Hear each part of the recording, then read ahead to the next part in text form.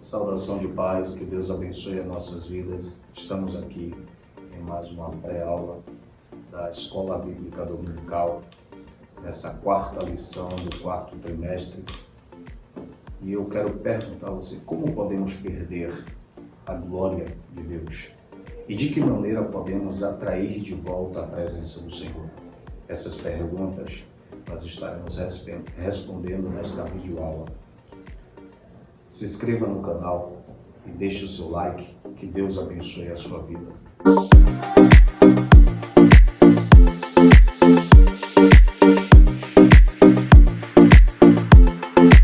Estamos aqui com mais uma lição desse quarto trimestre da Escola Bíblica Dominical, lição de número 4. O tema dessa lição é Quando se vai a glória de Deus? A leitura em classe dessa lição, ela está inserida no livro do profeta Ezequiel, capítulo de número 9, versículo de número 3, capítulo de número 10, do versículo de número 4 ao versículo de número 18, e também no capítulo de número 11, do versículo 22 ao 25. Mas eu te aconselho que você leia o capítulo 9 e o capítulo 11, do 9 ao 11, por completo, para que você entenda o enredo desse assunto que nós vamos estar abordando nesta videoaula. Nós sabemos que Deus, ele sempre foi um Deus de relacionamento com o seu povo. Nós podemos observar isso no livro do Gênesis, nos seus primeiros capítulos, quando Deus cria o homem, a sua imagem e semelhança. A Bíblia diz que todas as tardes Deus descia para conversar com Adão. Então Deus é um Deus de relacionamento. E nós vamos, nesta aula, aprendermos um pouco acerca da glória perdida. O primeiro tópico desta lição é sobre a glória de Deus. A glória de Deus, ou seja, a glória de Deus aqui, ela está, a manifestação da presença de Deus, ela descendo do céu para se manifestar no meio do seu povo. O primeiro subtópico do primeiro tópico fala o significado desta glória. O contexto aonde está inserido, ele tem várias expressões. A Bíblia em si, ela tem várias expressões acerca da glória. A primeira expressão que nós podemos contextualizar aqui e afirmar é a palavra kavod, que significa peso da glória, ou seja, aquilo que traz um peso. Quando a presença de Deus ela é manifesta no ambiente, ela é notada, ela é sentida, ou seja, nós podemos sentir a presença de Deus no ambiente, nós podemos sentir. Então o povo de Deus, ele sentia esta presença, ele sentia essa manifestação da presença de Deus. Na Septuaginta antiga, versões gregas do Antigo Testamento, emprega vários termos, entre eles a palavra doxa. A palavra doxa significa glória, resplendor, poder, manifestação do poder de Deus.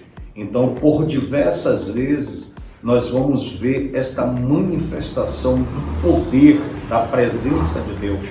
Nós podemos perceber que em alguns momentos, como no livro de Ezequiel, capítulo de número 1, versículo de número 26 ao 28, Ezequiel tem aquela visão das rodas e a presença de Deus, a manifestação do poder de Deus. Então, era uma forma a qual Deus utilizava para mostrar um pouco da sua glória, do seu poder e da sua majestade. O segundo subtópico desse primeiro tópico fala a glória de Deus. Ela se manifestou aos filhos de Israel. Primeiramente, a manifestação da glória de Deus, ela se deu num tabernáculo. Porque o projeto de Deus, o objetivo de Deus, foi sempre habitar no meio do seu povo. O projeto de Deus sempre foi ter um relacionamento com a humanidade. Não um relacionamento à distância, um Deus distante, um Deus que ninguém pode tocar, que ninguém pode se aproximar dele. O objetivo de Deus era que as pessoas pudessem sentir a sua presença, pudessem estar com ele. Então, nós podemos observar que o Senhor ali no meio do deserto, o Senhor, ele manifesta a sua glória a primeira vez no capítulo de número 40 do Êxodo. O Senhor, quando Moisés ele termina a construção do tabernáculo, ali o Senhor manifesta a nuvem da glória do Senhor, repousa sobre o tabernáculo e é notória a presença de Deus. A Bíblia diz que algumas pessoas não puderam entrar dentro do tabernáculo porque tamanha era a glória de Deus. A segunda manifestação que nós podemos evidenciar da presença e da glória de Deus está em 2 Crônicas, quando Salomão ele vai inaugurar o templo construído. A Bíblia diz que terminando Salomão de orar, a nuvem da glória de Deus pousou sobre ali o templo e tamanha foi a glória do Senhor, a presença foi tão grande que os que estavam do lado de fora não podiam entrar e os que estavam na parte de dentro não podiam sair, porque a glória do Senhor era tamanha sobre aquele ambiente. Ou seja, a presença de Deus, ela é essencial na vida do povo do Senhor, na igreja do Senhor. Nós não podemos abrir mão da presença. O salmista Davi, em um dos momentos mais difíceis da sua vida, no Salmo de número 51, se não me falha a memória, o salmista disse, não me lance para longe da tua presença. O salmista Davi, ele estava se expressando, pode tirar o reino, pode tirar o palácio, pode tirar toda a riqueza, mas não retira de mim a tua presença. A presença do Senhor na nossa vida, ela é essencial para uma caminhada na vida cristã. O segundo tópico dessa lição fala sobre a retirada da glória, a saída da glória.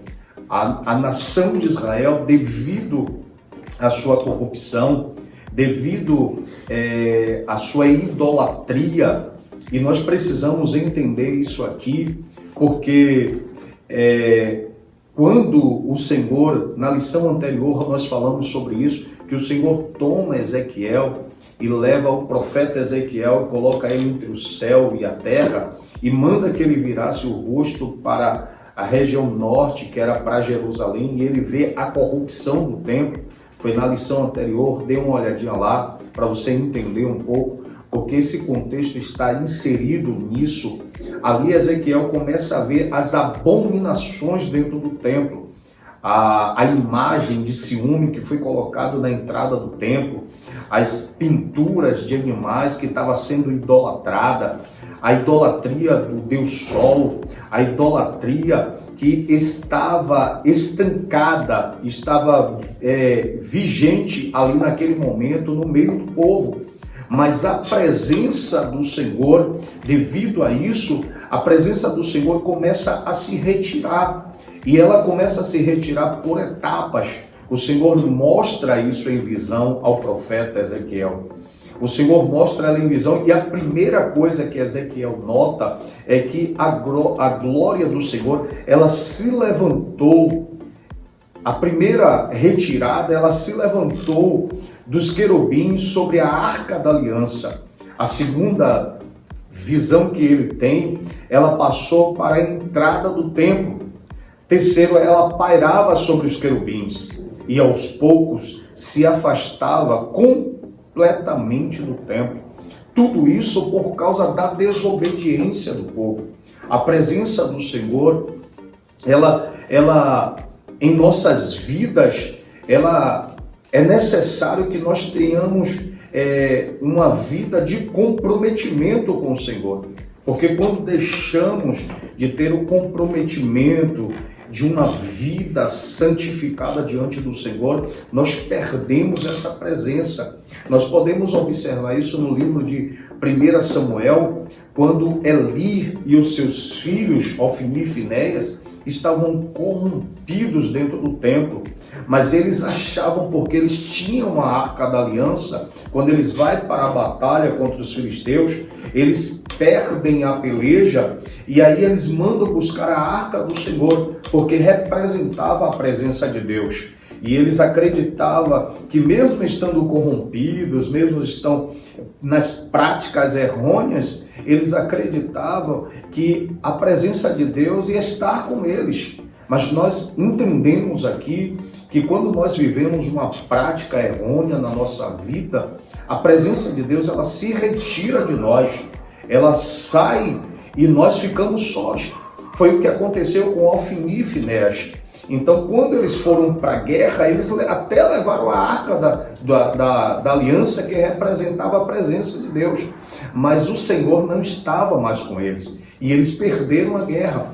A nação de Israel, da mesma maneira, o templo ainda não tinha sido destruído.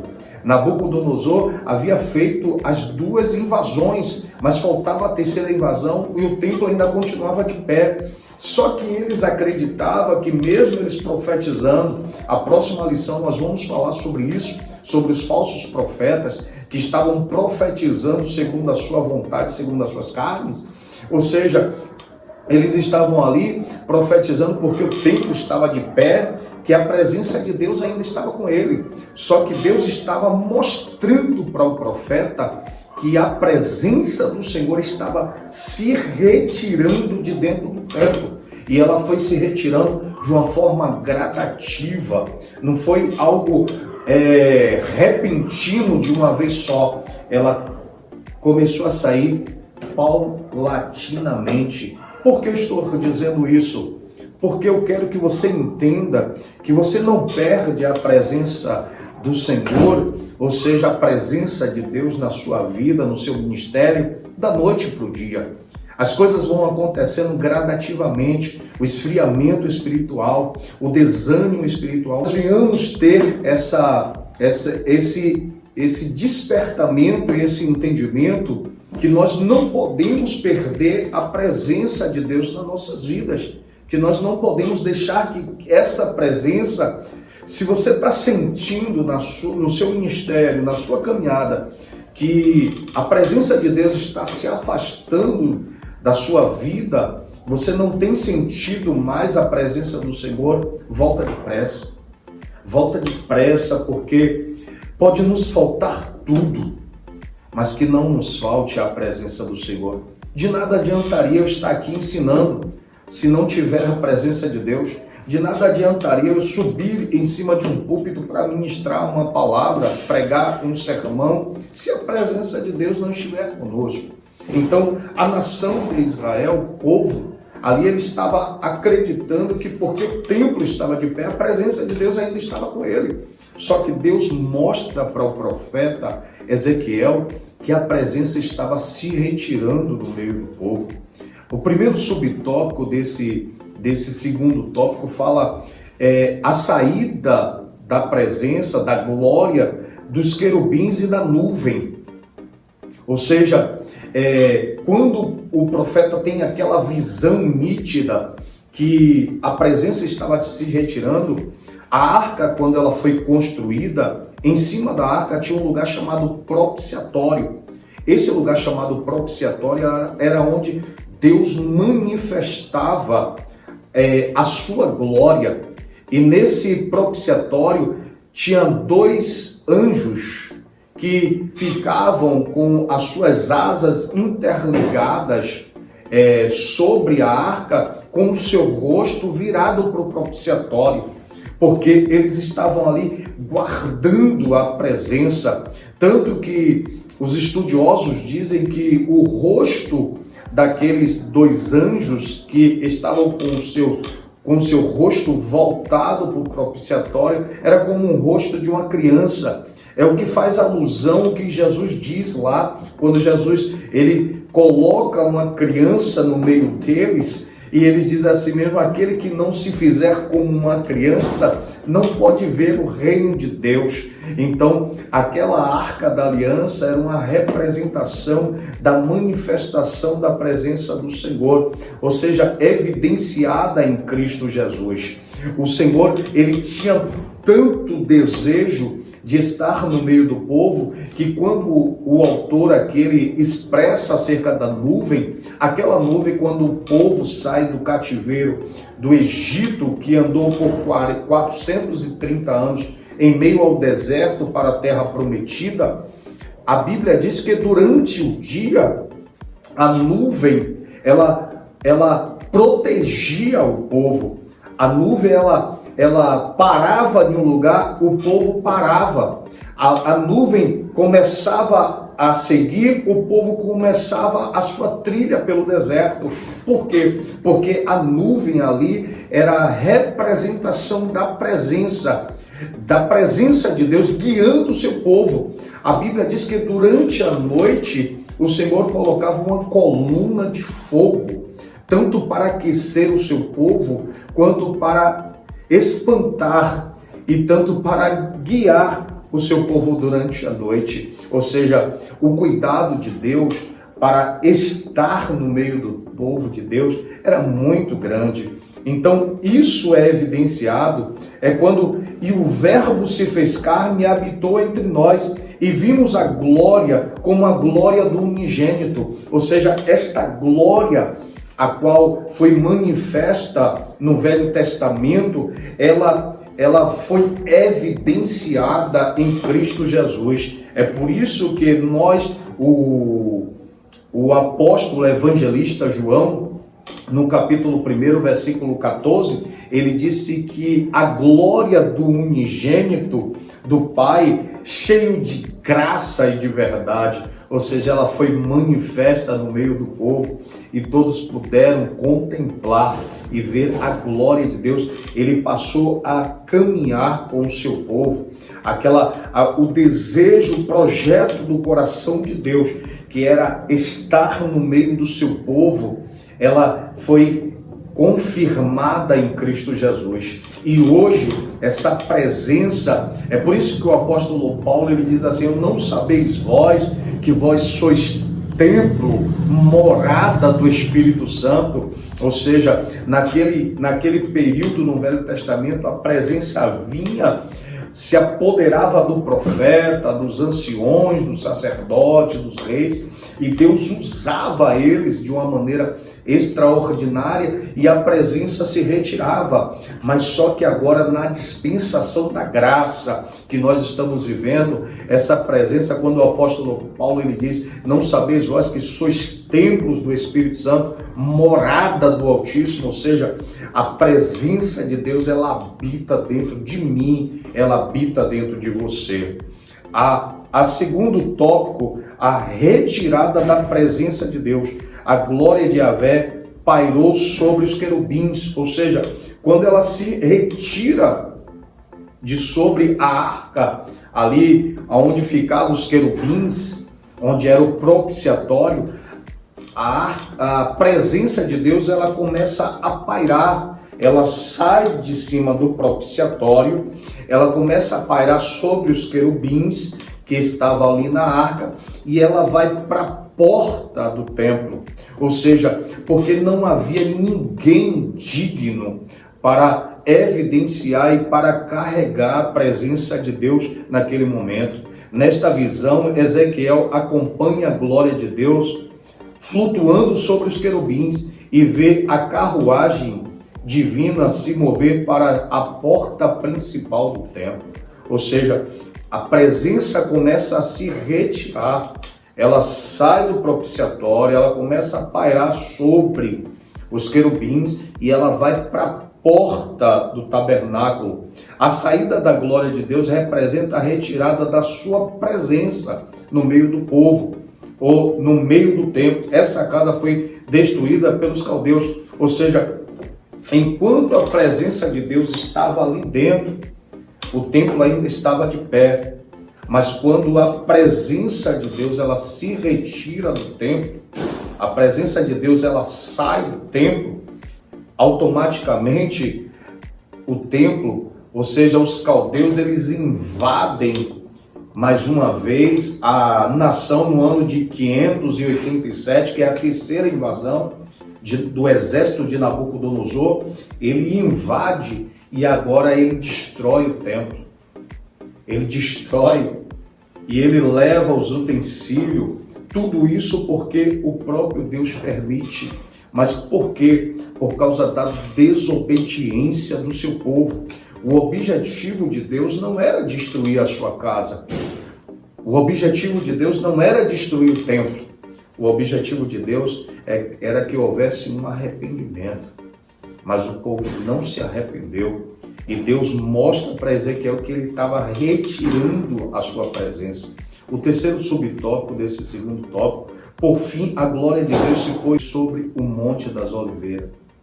Ou seja, a presença de Deus ela saiu paulatinamente. Primeiro ela sai de cima do propiciatório. Depois ela começa a pairar sobre os querubins, os serafins. Mas ali ela vai para a entrada do templo. E depois da entrada do templo, ela vai para a entrada da cidade. Ezequiel começa a ver isso e ele começa a perceber que a presença ela se retira da entrada da cidade e ela vai para o Monte das Oliveiras. A presença de Deus no templo era privilégio de Israel, mas isso exigia responsabilidade. Para que a presença de Deus ela continuasse sendo notória no meio do seu povo, era necessário que o povo tivesse as suas responsabilidades. Mas a casa de Deus era profanada com as práticas pagãs, ou seja, eles praticavam a idolatria dentro da casa do Senhor. E por causa disto, por causa desta desobediência, por causa dos descumprimentos de princípio que eles começaram a descumprir, não Deus, mas sim o povo. O povo começa a descumprir as ordens do Senhor, os princípios do Senhor. A glória, ou seja, a presença de Deus, ela é retirada do meio do seu povo. E nós precisamos tomar cuidado para que nós não venhamos perder essa presença. O terceiro tópico dessa lição, sobre o segundo templo, quando o templo do Senhor ali, quando a presença do Senhor ela se retira ali da cidade de Jerusalém, do templo, e vai para o Monte das Oliveiras, no ano de número 587 a.C., Nabucodonosor faz a terceira investida contra a nação de Israel. E ali ele destrói o templo, ele leva os utensílios da casa do Senhor. Nesse período, o templo fica desolado, destruído. Só que o Senhor, no ano de 536 a.C., o Senhor levanta um rei chamado Rei Ciro, da Pérsia, a qual o rei, ele vence o exército babilônico, ele invade a Babilônia com o seu exército, até porque era uma promessa da parte do Senhor, através da boca do profeta Isaías, a qual esse Ciro, a qual o Senhor chama de meu ungido, no livro do profeta Isaías, que o Senhor o daria a nação ali dos babilônicos nas mãos dele. E ele vence, mas ele dá uma ordem.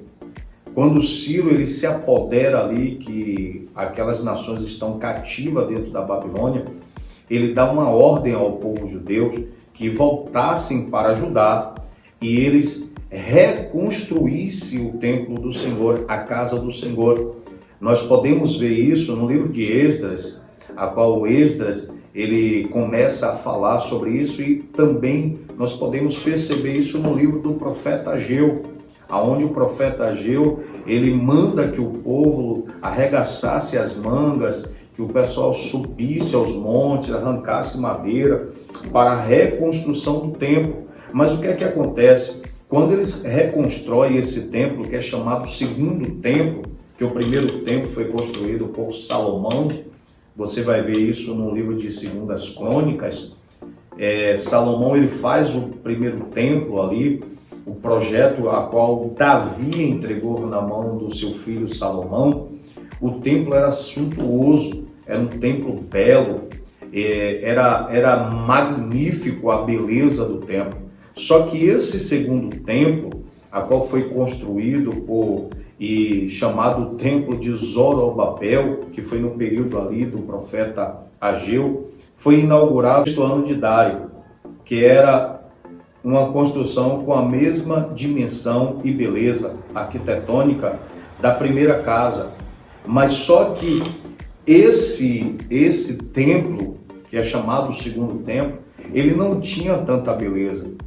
Se você ler o livro de Ageu todo, você vai perceber que em alguns momentos os anciões que vieram do cativeiro, que chegaram a ver o templo de pé, o templo erguido, o primeiro templo, quando ele vê o templo erguido por Zorobabel, e eles começam a sacudir a cabeça como sinal de negativo, porque o templo não era tão suntuoso, o templo não era tão belo, ao ponto do profeta Ageu dizer que a glória da segunda casa seria maior do que a da primeira.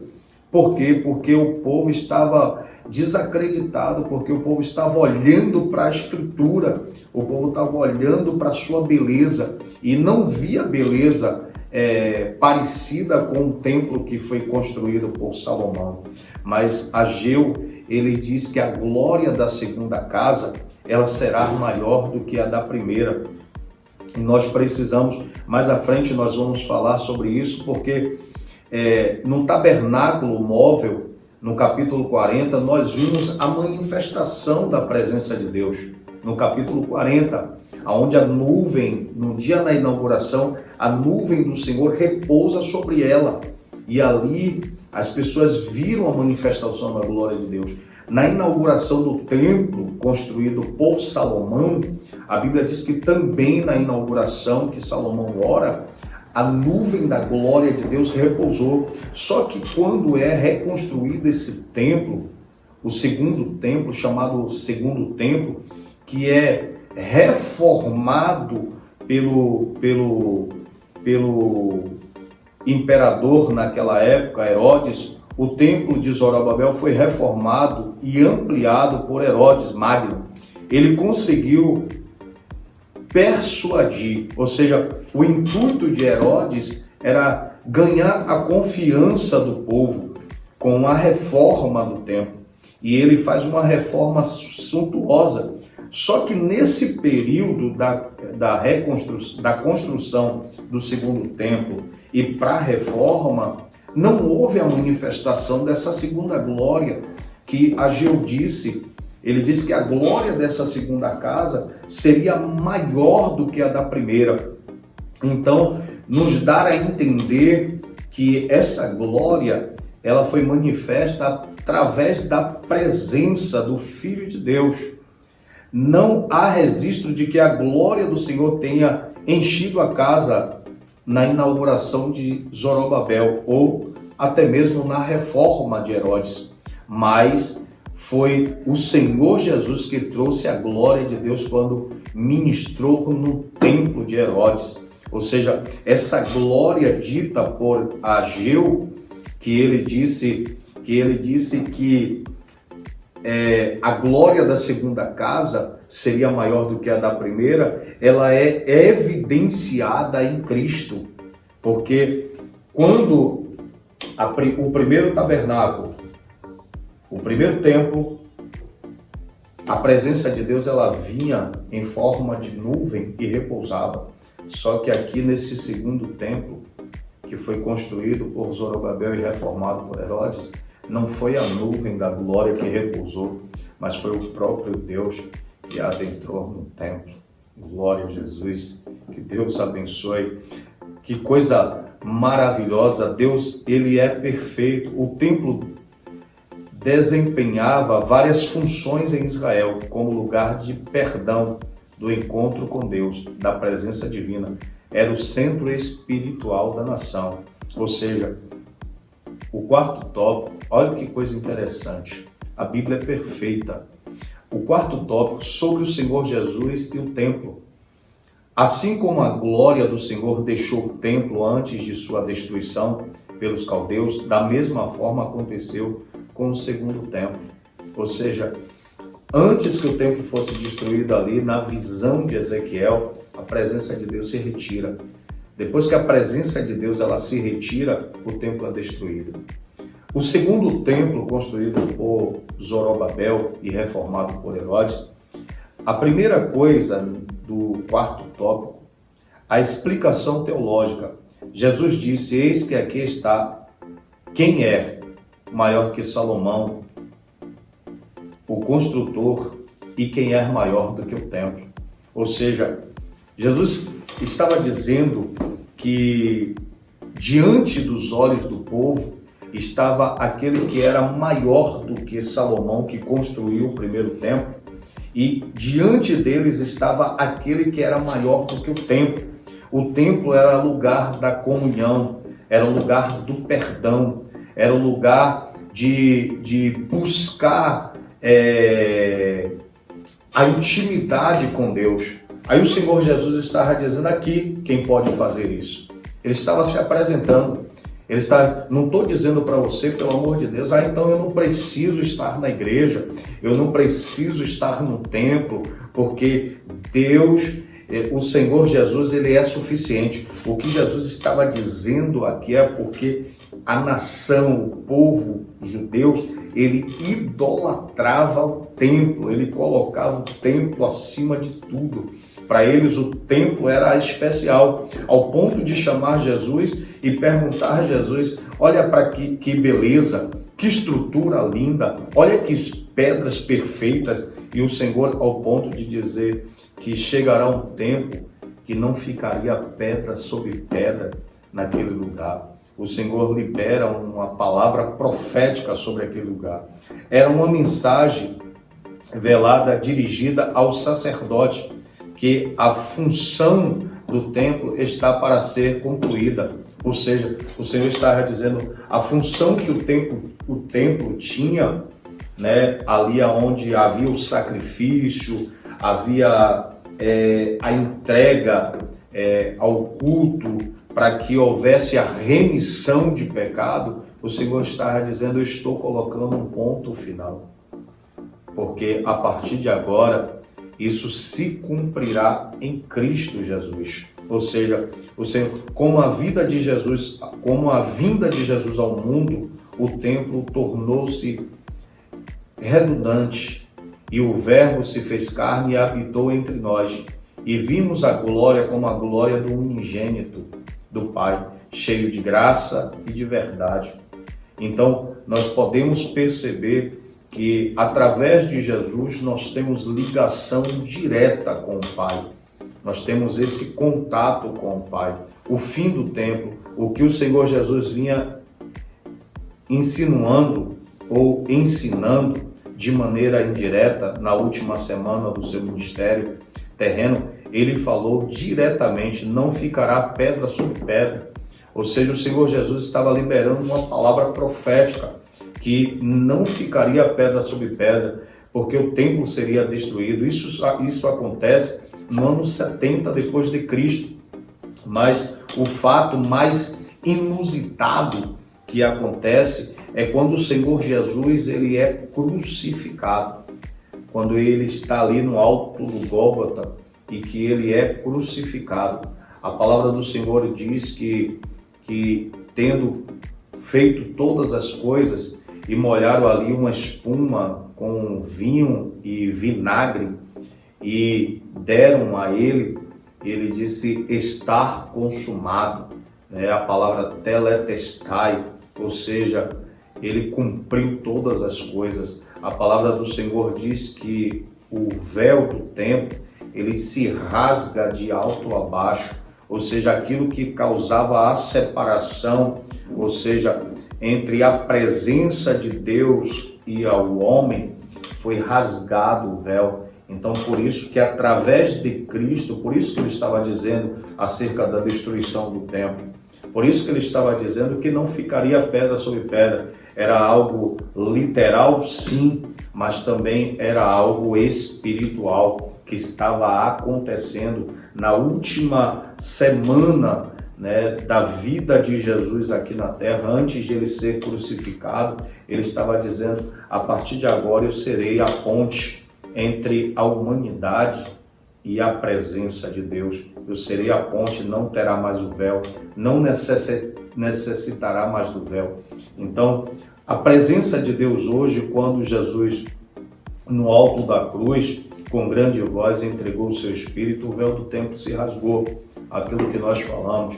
Então, nós podemos entender que hoje nós temos livre acesso ao Pai através da presença do Senhor Jesus. Não perca essa presença. Eu disse isso em uma das nossas aulas aí, dê uma olhadinha lá, que a presença de Deus, ele não pode ser prioridade na minha vida e na sua vida.